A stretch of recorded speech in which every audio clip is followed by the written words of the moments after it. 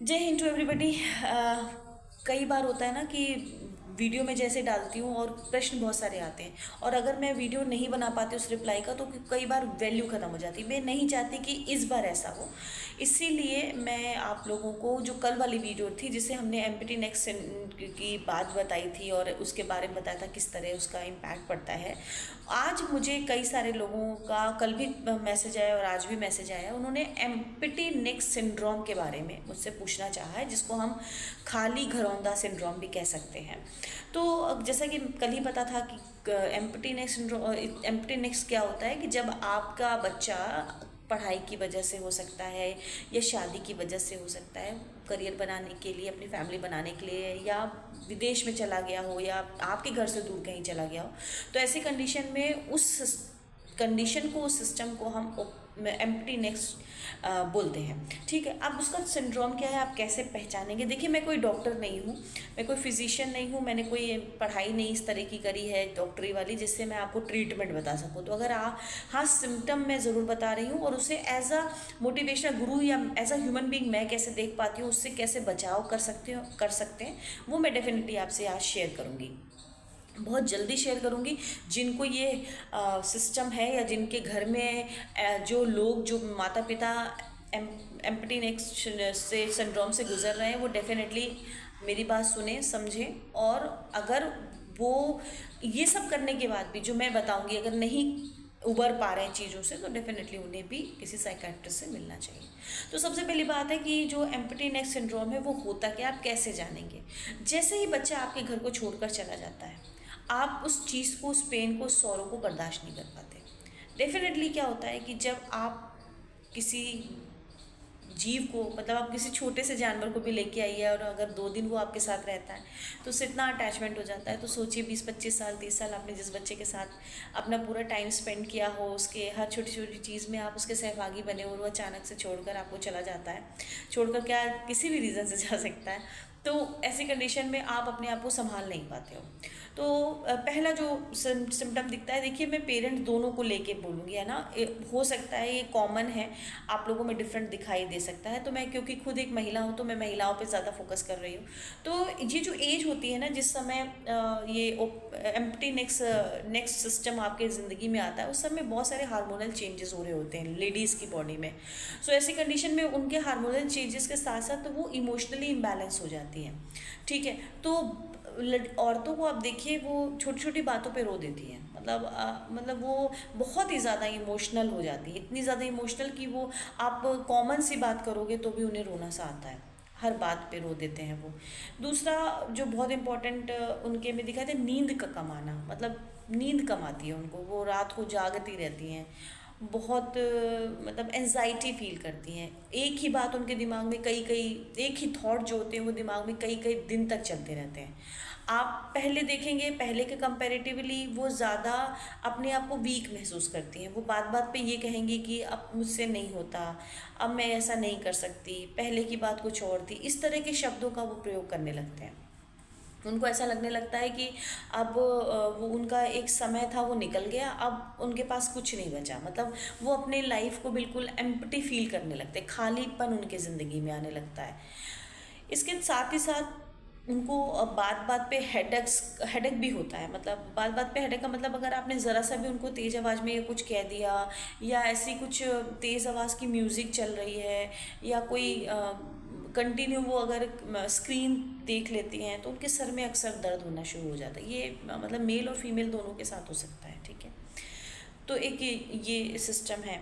अक्सर ऐसी लेडीज़ जो होती हैं वो अपने बॉडी के निचले पार्ट्स को लेके ज़्यादा परेशान रहती है, पैरों में दर्द होना, ज़्यादा चलने पर थक जाना, थकान भी आती है, और कहीं ना फिज़िकल के साथ साथ वो इमोशनली जो होती है ना, वो बहुत ज़्यादा वीक हो जाती है, वो अपने आप को अकेलापन महसूस करती है। अच्छा, और एक और भी बात है, अगर मान लीजिए वो अकेलापन महसूस कर रही है और कोई भी उनसे आकर बात करेगा ना, तो उनको वो अच्छा भी नहीं लगता, वो चिड़चिड़ापन भी आ जाता है उनके मन में, उनको नहीं अच्छा लगता कि वो उनसे कोई बात कर रहा है, क्योंकि वो जिससे बात करना चाहते हैं वो तो उसके पास नहीं है, वो अपने बच्चों से बात करना चाहते हैं, वो नहीं है। अच्छा, एक और बात है, क्योंकि पहले के टाइम पे तो ये था कि 2 बच्चे, 3 बच्चे, 4 बच्चे होते थे। अब के समय में जब अभी की कंडीशन है, उसमें लेडीज़ जो फैमिलीज़ हैं वो एम्प्टी नेक सिंड्रोम से गुजर रही होगी, जिनके पास 2 बच्चे होंगे। मैक्सिमम केसेस ऐसा है, क्योंकि इस समय के टाइम तक 2 बच्चों वाली प्रथा चल रही थी। तो ऐसी कंडीशन में बेटी की शादी हो गई है, वो बाहर चली गई है, बेटा अपना जॉब के सिलसिले में बाहर चला गया है, तो ऐसी कंडीशन बहुत ज़्यादा देखने को मिली। मतलब 90% केसेस इस समय यही चल रहे हैं, जिसमें 2 बच्चों का केस है। अब मान लीजिए बेटी से माँ बहुत कनेक्टेड थी, और बेटा भले उसके साथ रह रहा हो, बेटी नहीं है ना, तो भी वो इस सिंड्रोम से गुजर सकती है। समझ में आ रहा होगा मैं आपको क्या कहना चाह रही हूँ। क्योंकि अगर मान लीजिए बेटा उनसे बात भी कर रहा है, बेटा उनके साथ रहना भी चाह रहा है, उनसे डिस्कस भी करना चाह रहा है, लेकिन फिर भी वो अपने आप को एम्प्टी नेक सिंड्रोम से ग्रसित पाती है, उन्हें कुछ अच्छा नहीं लगता, वो उसी से बात करना चाहते हैं वो। और वो बच्चा क्या होता है, जो जिसकी मैरिज हो गई है, उसकी भी एक नई ज़िंदगी की शुरुआत हुई है, वो उतना टाइम उन्हें नहीं दे पा रहा। तो ये भी एक कॉमन प्रॉब्लम है, और बहुत सारी स्टडी भी ऐसा कहते हैं कि कुछ बच्चों के लिए माँ का बहुत ज़्यादा अफेक्शन और अट्रैक्शन हो जाता है। हालांकि व्यवहारिक रूप से, वैचारिक रूप से कई सारे लोग इसको मतलब एग्री नहीं करेंगे, लेकिन ये बात सच है कि होता है, बड़े बच्चे से और छोटे बच्चे से कुछ ज़्यादा प्यार होता है माँ को। तो माँ को, हालांकि माँ ने जो सारी उंगलियाँ माँ के लिए बराबर है, कोई छोटी वो बड़ी नहीं है, लेकिन कई बार ऐसा होता है कि बहुत ज़्यादा अटैचमेंट होता है किसी चीज़ से, किसी बच्चे से, तो उसके दूर जाने में ना दूसरा वाला भी उसको कोप अप नहीं कर पाता। आप समझ रहे होंगे मैं क्या कहना चाह रही हूँ। तो इस तरह की भी कंडीशंस जो होती हैं वो आती हैं।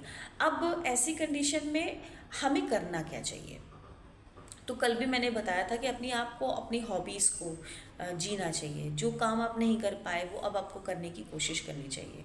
इसके साथ ही साथ आपको ना अपने आप को कूल और काम रखने के लिए मेडिटेशन में जाना चाहिए। मेडिटेशन कहना बड़ा आसान है दोस्तों, मतलब कि आपको लगता है, मैं कई बार बच्चों को ही बोलती हूँ, स्टूडेंट्स को, कि हम सब मेडिटेशन की बात करते हैं, लेकिन ज़रा करके दिखाओ, 10 मिनट बैठ के दिखाओ मेडिटेशन में, हालत ना ख़राब हो जाए तो कहना। तो it's not so easy as it's sounds, है ना।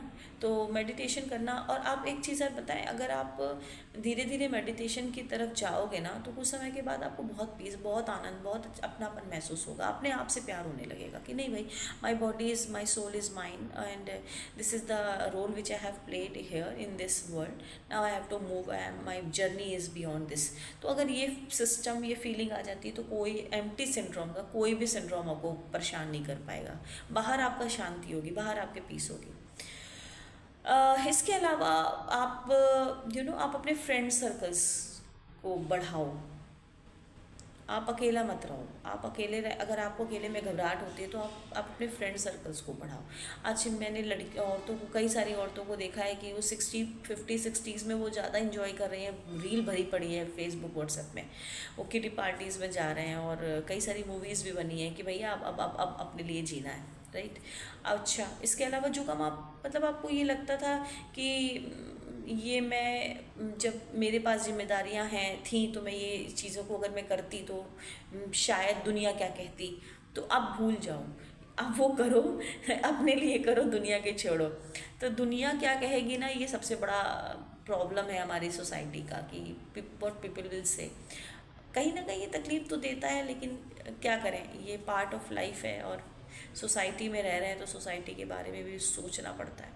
पर इतना मत सोचो सोसाइटी के बारे में, ठीक है, थोड़ा बहुत जितना चलता है इतना चलने दो, बाकी छोड़ दो। तो आपको ओवर एंड ऑल देखिए, कोई भी मेडिसिन आप अगर बहुत ज़्यादा आपको परेशानी हो रही, तो डेफिनेटली आपको मेडिसिन लेना पड़ेगा, आपको उसको ठीक करने के लिए सेशंस लेने पड़ेंगे। लेकिन मैं सच बताऊँ, प्रॉब्लम इतनी ज़्यादा नहीं जितनी ये दिखती है। अगर आप उस चीज़ को समझ लो, अगर उस चीज़ को अपने मन में बैठा लो कि मैं इस धरती पर आया या आई, मेरे को ऊपर वाले ने ये रिस्पॉन्सिबिलिटी दी, और आप अपने बच्चों को थैंक यू बोलो। मैं हमेशा दिन में कई बार इस बात को थैंक यू करती हूँ गॉड को, कि थैंक यू गॉड, आपने मुझे मतलब माँ बनने का सुख दिया, आपने मुझे फील कराया कि अपने गर्भ में एक बच्चे को रखना कितना प्रीशियस है। आप हर एक पल, मतलब काफ़ी साल हो गए माँ बने हुए, लेकिन हर एक पल मैं उसको थैंक यू बोलती हूँ गॉड को, कि थैंक यू सो मच, आपने मुझे इस खुशी से वंचित नहीं रखा। ज़रा उन बच्चियों से पूछिए जो माँ बनने के लिए स्ट्रगल कर रही हैं, वो उस फीलिंग को फील करने के लिए कितना तड़प रही हैं, राइट। तो हमें अगर अब हम माँ बनने की कोई सिर्फ पैदा ही करना हमारी जिम्मेदारी नहीं थी, हमें अपने बच्चों को बड़ा भी करना था, और बड़ा करने के बाद भी हमारी जिम्मेदारी खत्म नहीं हुआ। आप ये क्यों सोच रहे हो कि आपकी जिम्मेदारी खत्म हो गई? माँ की जिम्मेदारी तो तब तक खत्म नहीं होती जब तक उसकी आंख बंद नहीं हो जाती परमानेंटली। और मुझे तो ऐसा लगता है परमानेंटली बंद होने के बाद भी माँ कहीं भी रहती है ना, वो अपने बच्चों को भर भर के आशीष और आशीर्वाद देती रहती है, वो ऊपर से भी देखती रहती है, अनटिल अनलेस उसका अगला जन्म ना हो जाए, बर्थ ना हो जाए, तो भी वो अपने बच्चों के लिए कभी भी बुरा नहीं सोचती और आशीर्वाद देती है। तो आपकी रिस्पॉन्सिबिलिटी ख़त्म नहीं हुई। आप ये मत सोचो कि अरे अब तो उसकी शादी कर दी, अब तो उसके खुद के बच्चे हो गए, तो मेरी जिम्मेदारी ख़त्म नहीं। अब आपकी जिम्मेदारी और बढ़ गई है। अब आपको अपने अनुभवों से, आपको अपने प्यार से, आपको अपने केयर से उस बच्चे को सिखाना पड़ेगा एक अच्छी माँ बनने के लिए, एक अच्छा बेटा बनने के लिए, एक अच्छा पिता बनने के लिए।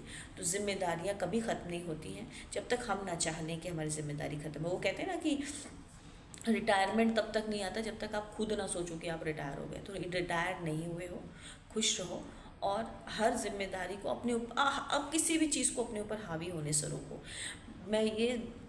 मुझे पता है कि ये कहना बहुत बहुत बहुत आसान है, लेकिन जब रियल में पड़ता है तो बहुत तकलीफ़ होती है, बहुत दुख होता है, मन बहुत भारी हो जाता है, आँखों से दर्द के आंसू बहने लगते हैं। जब आप लाख समझा रहे हो, सामने वाले को कुछ समझ में नहीं आ रहा, तो आपको लगता है कि मैंने ऐसी क्या गलती कर दी थी, मैंने ऐसा कौन सा अपराध कर दिया था। I agree in every part, लेकिन अनटिल अनलेस आपको खुद को ये बात समझनी पड़ेगी और आपको खुद को स्ट्रांग होना पड़ेगा, क्योंकि बाहर दुनिया बैठी ही आपको तकलीफ देने के लिए। तो अब ये कोशिश कर लीजिए, आप इतना ज़्यादा इंटरफेरेंस मत करिए, आप अपने आप को बैलेंस करके चलिए, ना ज़्यादा उनकी लाइफ में घुसने की कोशिश करिए और ना ही बिल्कुल उनकी लाइफ से निकलने की कोशिश करिए। आपको बैलेंस बना के रखना पड़ेगा, ठीक है। तो ये एक बात मैंने बताई है, 12 मिनट की ऑलमोस्ट वीडियो बन गई, बहुत ज़्यादा हो गई। शॉर्ट में ही है कि आपको अपने बारे में सोचना है और किसी चीज़ को अपने ऊपर हावी नहीं होने देना। जय हिंद।